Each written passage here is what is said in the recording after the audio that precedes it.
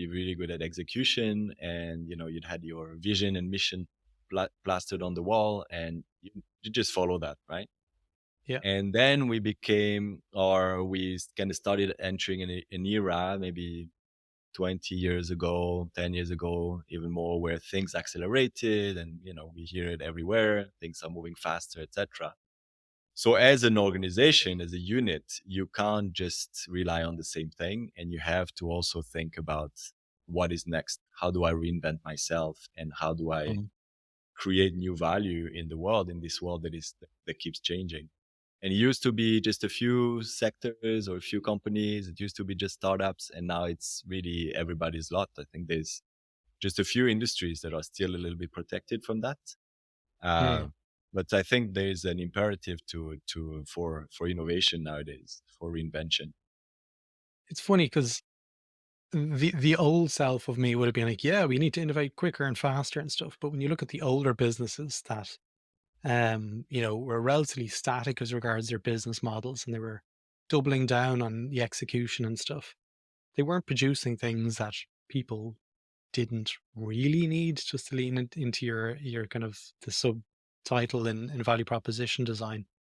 And the world that we find ourselves in now, in climate change, vast amounts of plastic being used, what does that look like in terms of the longer term? Like, has that acceleration proved to put ourselves in a better position than we were maybe with the static business model? Well, so I mean, we've kind of followed. So if you follow this idea that every organization needs to reinvent themselves, that's still kind of following the logic of the organization, of the survival of the organization, right? Mhm.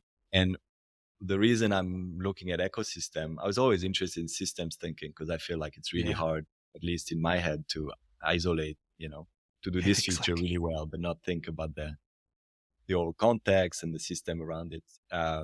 And I feel that the entrepreneurs, the founders, the innovators that inspire me most have always, not a new thing, but have throughout the years have always had this perspective of, let's not just think about our organization, but let's be in the business in order to have an impact at the Yeah. societal level, or at the level of, however you want to define it, but at the collective level. And so Mm. if we don't do that, I think we just follow that logic. And like you say, it's more plastic, it's more externalities, as Waste. Yeah. economists would call it. And that there's something missing in that equation. Yeah. There's definitely a lack of consideration around the end cycle of the experience and what happens at the end of experience. And there's a huge opportunity, Yeah. I guess, generally to, I think we spoke about this when we were in the car, we were driving around Dublin. I was like, there's a bit at in the value proposition piece, or even in the business model canvas, about the impact on the earth and Yeah. what does that look like. And that's the bit that I was kind of, I guess, alluding to in the gaps, I guess, like that we probably could Yeah. rethink, to have a deeper sense of ethical considerations around what we create. Yeah. Um, 100%.